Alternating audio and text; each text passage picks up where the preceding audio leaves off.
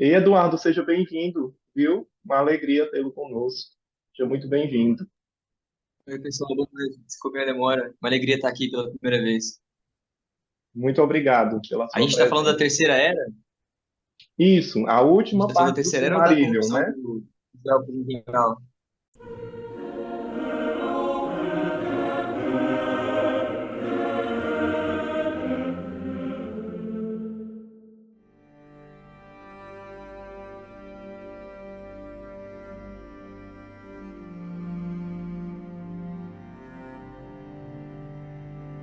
É, os Sim, Anéis de sim. Poder e a Terceira Era, né? Que é a última parte do Silmarillion, que vai aí da volta de Sauron, né, para a Terra-média depois da queda de Númenor, e aí a guerra que ele faz aos elfos, né? Também. Não sei como é que tá a sua leitura, se você está lendo Júnior, você Silmarillion consegue ver atualmente. alguma... Silmarillion, como eu mostrei aqui para vocês, foi um livro que marcou muito minha infância. Eu li aos 12 anos, esse aqui. E agora, Uhum. recentemente, eu fiz questão de comprar esse aqui, que ele é todo ilustrado. Eu achei ele Maravilhoso. esplendidamente bonito. Cada ilustração parece... É o É Ted muito Nesbitt colorido. que ilustrou É o esse, Ted Eduardo? Nesbitt. Eu prefiro ele do que o Alan Lee. O Alan Lee, para mim, é muito sombrio, assim. Eu gosto de cores mais vivas Ah, e até que puxam um pouco mais... é verdade, o Alan Algo Lee até é meio infantil. melancólico, né, nas Sim, ilustrações dele. sim, sim, sim. Tem um tom mais cinzento. Eu queria trocar uma ideia com vocês sobre a questão da corrupção, né? Em Sim. especial agora na Terceira Era. Porque a gente estava comentando que os elfos também estavam caindo nessa, né? A gente pode identificar uma diferença dessa corrupção dos elfos com os homens?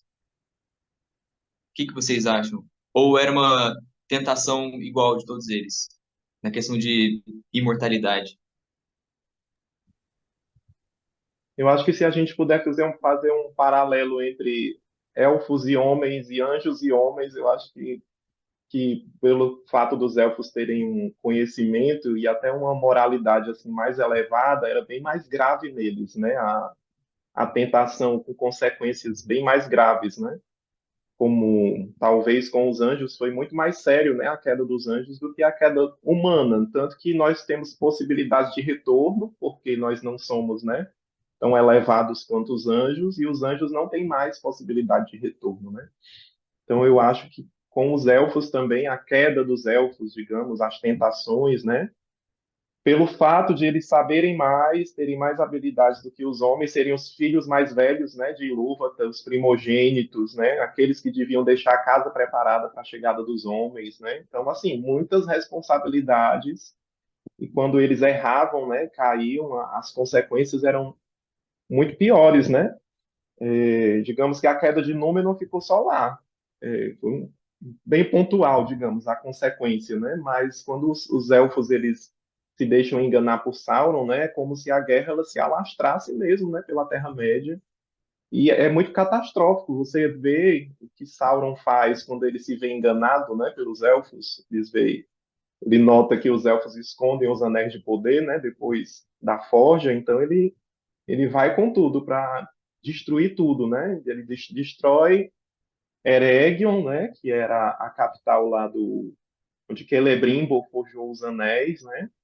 E ele só não consegue destruir Lindon, né? Porque o Gil-galad ele resiste bravamente, né? Tem o auxílio lá do Círdan, dos portos, né? Os homens também, né, que já estavam aqui, os Númenóreanos ajudam também nessas guerras, né? Gondor. Então, e você vê isso se desenvolvendo até a Grande Guerra do Anel, né? Então, eu considero assim, eu considero que a queda dos elfos, as tentações deles, trazem consequências mais sérias, né? Pelo grau de elevação, né, que eles tinham e de responsabilidades também, né? Não sei se mais algum queria Uma falar coisa do muito que... bacana é que, outrora, né, existia essa aliança, essa amizade entre as duas raças, né? E só na Terceira Era essa mesma aliança seria capaz de fazer essa luta contra o mal, porque sozinho eles não conseguiriam isso. Isso me fez pensar nisso agora. Eles perderam essa irmandade, né? De enxergar o outro como irmão. Fica um ponto interessante aí. Isso é muito problemático, né, para as raças de Tolkien, né? Essa unidade, né, essa irmandade sempre foi muito difícil. Se é difícil, por exemplo, entre homens e elfos, aí você coloca elfos e anões, né? Se bem que aqui nessa parte do Silmarillion se fala de uma amizade muito forte, né, que floresce entre os elfos e os anões, né? Os elfos de Eregion e os anões de Khazad-dûm, né? Ou Moria, futuramente chamada de Moria, né? Então eles estabelecem um vínculo de amizade muito forte por um interesse em comum que eles tinham, que era de certa maneira, a mineração, né? Os metais, os anões muito conhecedores, né? E Moria era descoberta depois a mina lá do Mithril, né, que muito interessava também aos elfos, né, tanto que um dos anéis de poder é um anel de Mithril, né, que era o anel de Galadriel, né, o Nenya, né. Então existiu essa amizade nesse período, né, muito forte. Inclusive os anões entram nessas guerras também, né, quando Sauron vai devastar Eregion, mas é sempre muito difícil. E a gente só vai ver uma amizade forte assim entre elfos e anões depois com o Gimli e o Legolas, né?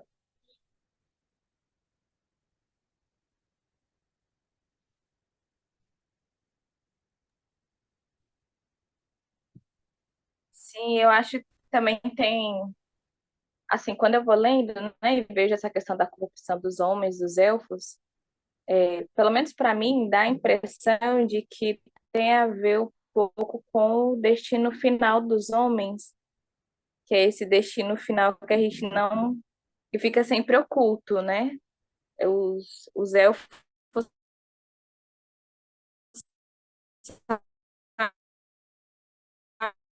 sabem que podem para o salão, retornar, mas para os homens existe algo assim que tenta corromper os homens de chegar, né, nesse final, que é o final destinado e reservado para eles, que Eru quis, né?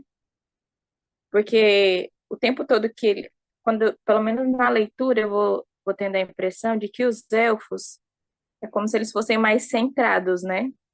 Eles têm uma dimensão maior de Arda, de tudo, e tem uma dimensão até mesmo de Eru, dos Valar.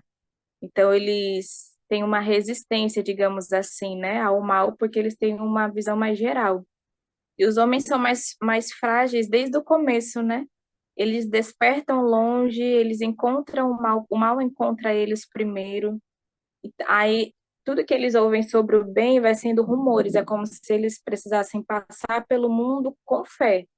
Porque tudo aquilo que é bom e verdadeiro eles não tocaram, não teve nenhum descendente que tocou de verdade ali no seu início, né? Então, parece que essa fragilidade do mal vai sendo também esse teste de fé, né? Porque eles precisam acreditar em algo que eles não viram, e que nenhum descendente estava lá. Aquele que viu, né, que era eu esqueci o nome dele, que é da descendência do Elrond, aquele que foi lá e tocou, ele nunca mais voltou. Então, eles têm O essa coisa, assim, Earendil, muito o da fé. marinheiro. Isso. Então, eles têm muito essa coisa da fé, né? Tipo assim, eles têm que se guiar para o bem, acreditando que o bem no final existe, e que para eles há algo que não é o que os elfos têm como fim. Então, eles só podem acreditar, eles não têm mais nada além disso, né, da fé. Eu acho que vai tocando muito nisso também, nessa questão da fé e da tentação do mal que tenta desviá-los deles mesmos, né, do caminho que eles precisam seguir. Acho bem interessante, assim, a diferença das fragilidades, né, dos elfos com o mal e dos homens com o mal. Muito bom, Vivi. Muito bom mesmo. De fato, os elfos, eles eram, assim, né? Favorecidos e algumas pessoas diziam que eles eram os queridinhos dos Vala, né? Porque eles eram os mais parecidos com os Vala também, né? E eles foram os únicos que receberam esse convite para ir para Valinor, né? Que no final também se mostrou uma tragédia.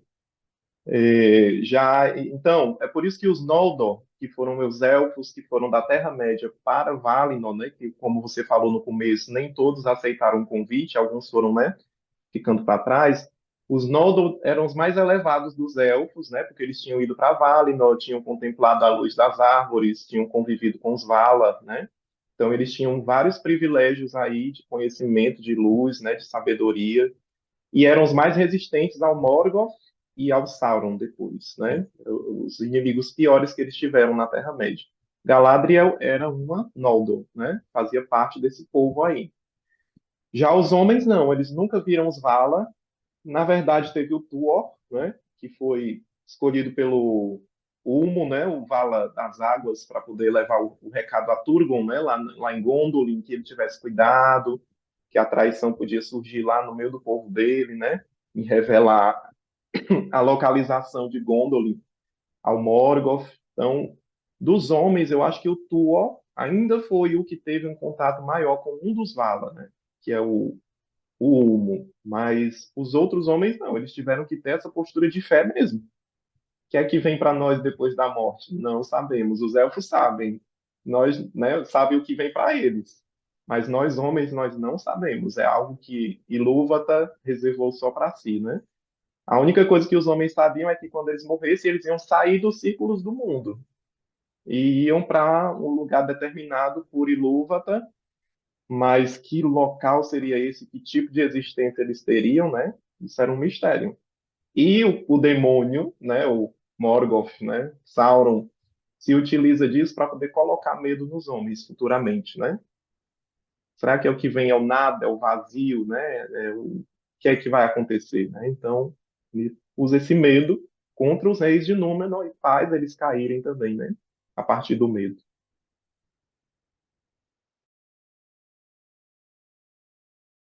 Não sei se já foi falado isso nas reuniões anteriores, né? Mas uma coisa que eu li há uns meses atrás e me marcou bastante também foi, né?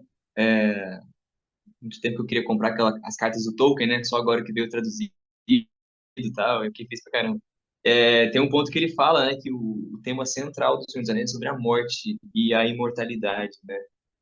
Pelo menos no Senhor dos Anéis. Mas, é claro, o Silmarillion e os contos inacabados no geral, eles entram nessa, né? Porque fazem parte da mesma criação, né? Sobre a morte e o desejo humano de escapar dela, né? Mas eu devo dizer, né? Se perguntado, o conto, a história, né? Não é realmente sobre poder e dominação, né? Ele só ambientaliza, né? O que está acontecendo, né? O caminhar das pedras. Mas na final é sobre a morte e o desejo de você fugir dela. É, de fato, é o que a gente estava falando agora, né? Um ponto que eu vejo diferente nesse sentido, então, muito tem a questão dos elfos, não só de você ter o poder em vida, mas de ter um tipo de imortalidade numa questão de legado, né? De ser lembrado, né? Os elfos têm esse ego muito inflado, né? De eu vou fazer grandes feitos aqui porque eu quero ser lembrado com o meu nome, né? E vai ser passado nas canções e tudo mais. Eu acho um ponto interessante também. O que vocês acham disso? Tanto orgulhoso como os elfos, né? Eles adoram ser lembrados nas canções. Acho isso muito engraçado, assim. Na verdade, eu acho que esse ponto, eu acho que é dele que o mal se aproveita quando quer corromper tanto os homens como os elfos, né? Porque às vezes parece que a própria existência ela não é tão importante como realizar um feito grandioso que deixe marcado o nome para a história. Eu acho que tem, não sei se é o filme 300, alguma coisa assim que vai falando, né, dessa questão desse orgulho, né, de que você vai até o final, até as últimas consequências, em vista de um legado, né, em vista de um propósito. Aí muitas vezes o propósito é só eternizar o seu nome, né, eternizar a sua história. Mas eu acho interessante que também nessa mesma linha, alguns eles desejam fazer algo que mude a história, mas não para que eles sejam lembrados, mas pelo fato de realizar algo importante. E aí eu acho que isso acaba sendo tipo uma blindagem para ser corrompido totalmente pelo mal, né? Acho bem, acho esse tema assim da morte, do mal, da pureza, acho que são temas que o Tolkien abordou de maneira muito boa no Silmarillion, porque em cada personagem eles vão passando por situações onde esses mesmos temas se repetem, né? E eles vão dando respostas muito independentes, né? Cada personagem com a sua história vai e traz é, a sua autonomia de resposta, né? Então, eu acho muito legal. E no final gira tudo em torno disso. E a questão da providência também, eu acho que tem uma frase eu acho que é do Gandalf, já lá no finalzinho, que ele vai falando que pode existir algum mistério que está fora das mãos dele e mudar o curso das coisas, né? Eu achei que diz assim, a menos que algum estranho acaso nos livre disso que os meus olhos não conseguem ver. Que vai falando, né, além desse bem e o mal, morte, eternizar alguma coisa, algum legado, alguma história, mas existe alguém que rege toda a história, né? Pode aparecer alguma coisa que mude o curso de tudo. Eu acho que são temas assim que vão mexendo muito com o questionamento da pessoa, né? Como um todo e cada personagem vai ganhando uma vida tão impressionante, né? Que você para e pensa, meu Deus, parece que é real, que ele vai literalmente contando a história de alguém, né? Acho muito, eu sou, Ave Maria, sou apaixonada pela forma da escrita do Tolkien, assim, porque ele traz temas de vida, de vivência de dia a dia e deixam elas assim épicas, né? Eu acho muito legal.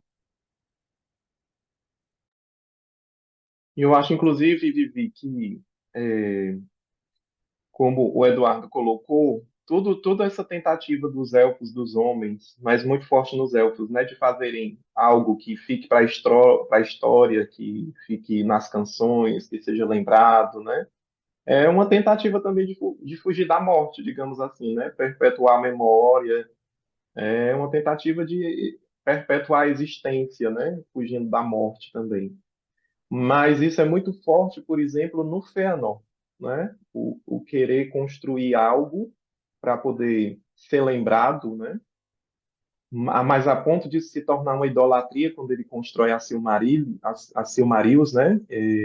É o legado que ele quer deixar. E, inclusive, essa dimensão de legado, né? É algo que eu faço, que eu construo e que é meu, é o que vai fazer com que, por exemplo, ele e os filhos façam lá o juramento, né? E aquele juramento que foi, a gente pode dizer, um pecado grave, né? Porque eles se comprometem para o bem ou para o mal defender a Silmarils, né? E aquilo ali vai trazendo consequências terríveis, né? Uma materialização, digamos assim, né? Desse desejo de posse, de domínio, né? De ter algo, né? Então, um Goliant, né? Ela destrói as árvores lá de Valinor e a Vanna chega para Fëanor, né? E diz: olha, se você me der a Silmarils, eu posso quebrá-las e a luz que está nelas eu posso refazer as árvores, né? Mas ele não deu de forma nenhuma, né? Algo que seria para o bem de todos, né? Que dependia só do Fëanor ceder ali, mas o coração dele já estava tão apegado à obra das mãos dele, né? Que ele não foi capaz de fazer aquilo, né? E as árvores morrem, e aí vem todas as E consequências. acabou tudo caindo por terra, né? Foi tudo pro buraco. Não era o que a gente estava conversando, acho que você não tinha chegado ainda, né? Que a Silmarils, cada uma tomou um rumo diferente no final, né? Uma vai para o céu, outra vai para o mar, outra vai para o fogo, né? E todas se perderam, Fëanor não ficou com nenhuma, né? Nem os filhos dele, e ficou tudo por isso mesmo, né? Ó, quem tá aqui com a gente é o Júnior, o Vinícius e a Vivi. Ou tem mais gente também? Somos nós quatro, isso, nós quatro. Somos nós? Tá, eu tenho uma pergunta agora para vocês, eu quero ver o desenrolar dela. Tá. Como é que vocês enxergam o papel dos hobbits no meio disso tudo? Não, não dos hobbits que a gente conhece, mas daqueles que ficaram lá no condado. Os que ficaram no E qual a visão condado. do Tolkien na criação? Os que ficaram no condado. Aqueles que a gente nem sabe o nome. Pode ser um pé soberbo, entendeu? Quem se arrisca a responder?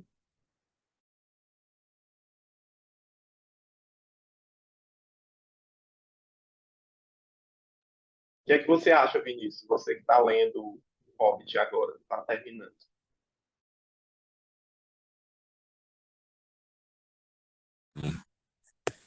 Rapaz, essa pergunta aí foi difícil, viu? Tá, vocês estavam subindo os temas, né? Falando sobre morte, sobre mortalidade. Eu tava aqui pensando em Confissões de Santo Agostinho, que é mais simples, né? Quer dizer, assim, bota umas aspas aqui, né?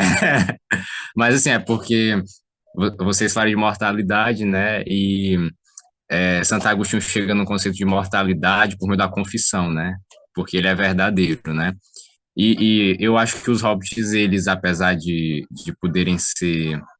é, eles têm a possibilidade de ser corrompidos, se eu não me engano. Eles podem virar Gollum, no caso, eu estou errado. Eles têm essa possibilidade? Tem? Tem porque eles são homens, né? Eles são homens também. Apesar de terem uma resistência maior ao anel, né? Como Bilbo, Frodo, mas eles são corruptíveis, né? Também. Sim, sim. Eu acho precisamente por eles serem livres, ou seja, eles não têm uma história determinada, né? A grandeza deles está aí, é porque eles podem usar a liberdade dele do jeito que ele quiser, né? Se ele quiser fazer o mal, ele pode. Se ele quiser fazer o bem, ele também pode.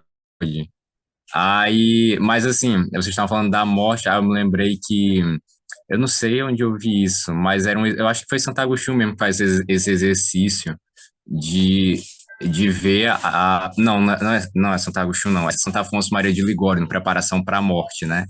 Ele faz o exercício que ele joga a morte em xeque diante da vida, né? Aí ele vai ressignificando tudo por meio da morte. Mas eu estava parando para pensar, é a maior verdade mesmo, né? Várias vezes quando eu passei mal, né? A gente acha que vai morrer, né? E já começa a querer colocar as coisas no lugar, né? Eu não fiz isso, eu não fiz aquilo, eu tenho que me confessar, eu tenho que fazer isso agora. Só quando tá perto de morrer, né? E não agora, porque não, agora não dá tempo, agora eu tô no vestibular, agora eu tenho que fazer isso. Mas quando chega a morte, a pessoa já fica assim, não, peraí, eu tenho que me confessar, eu tô morrendo aqui, ó, eu vou morrer, eu tenho que pedir perdão ali pra pessoa ali que eu magoei, eu ofendi, eu fiz isso, eu fiz. Aí começa, por quê? Porque é como se dentro da pessoa humana ela dissesse assim, eu não quero acabar jamais, né? Que vocês estavam falando disso, né? Do desejo de mortalidade. E eu também estava na Páscoa, eu quase não terminava e é que é pouco, era só 9 catequese, né? A audiência geral do João Paulo II sobre a ressurreição do Senhor, né? Na Teologia do Corpo, ciclo 3, né? E ele vai falando que a ressurreição, ele usa aqueles termos lá dele, né? Complicado, mas deu para pegar algumas coisinhas. Ele falava que era uma questão da. Ele fala da questão psicossomática, ou seja, a psique é a alma, né? Somático, o corpo, ela é remodelada pela nova ordem da natureza divina. Então, pronto, aí chegou aqui, no caso. Os hobbits, para mim, seriam grandes exatamente por isso. Porque eles tiveram várias tentações, né? Olha aqui, ó, vocês podem fazer isso, o bem ou o mal, mas eles decidiram fazer o bem porque eles sabiam que o bem era uma coisa boa, né? E o mal era uma coisa ruim. E no caso, assim, ou seja, eles tinham uma consciência moral, por assim dizer, o Tolkien poderia desenvolver esse conceito, né? Sim, eles tinham consciência moral assim, enquanto os outros lá estavam tudo brigando por poder, né? Por quem é o maior, quem é o menor, eles ficaram lá na simplicidade de, sei lá, de fazer comida, de fazer as coisas do cotidiano. Até São José Operário, né, hoje, outro santo mesmo, que, pô, São José, ele é esposo de Nossa Senhora e cuidou de Jesus, que é filho de Deus, né, e, no entanto, ele nunca foi assim, não, eu sou o cara, né, eu sou isso, eu sou aquilo, né, muito silencioso, até que a gente quase não vê nenhum relato deles. Dos hobbits, no caso, vê, né, alguns, né, mas, tipo, de São José não tem relatos, assim, muito detalhados da vida dele. Era um cara muito silencioso e muito simples, né? Aí fechando, né? Eu acho que é isso mesmo, porque eu me lembrei agora do Eric Voegelin, né? Eu não cheguei a ler tudo, o Voegelin, que é muito grande, Ordem e História, né? Que eu acho que é o conceito que o Tolkien pega, porque o Tolkien, ele sempre falava que eu não sei se ele era a favor da monarquia, eu não posso afirmar isso assim com certeza, por causa que ele falava da questão do rei, né? E o rei, o rei, no caso aqui, não é um rei aqui da Terra, né? Ou seja, não, coloca um rei aqui que vai ser universal da Terra, que ele vai mandar em tudo, em todo mundo, e vai manipular todo mundo.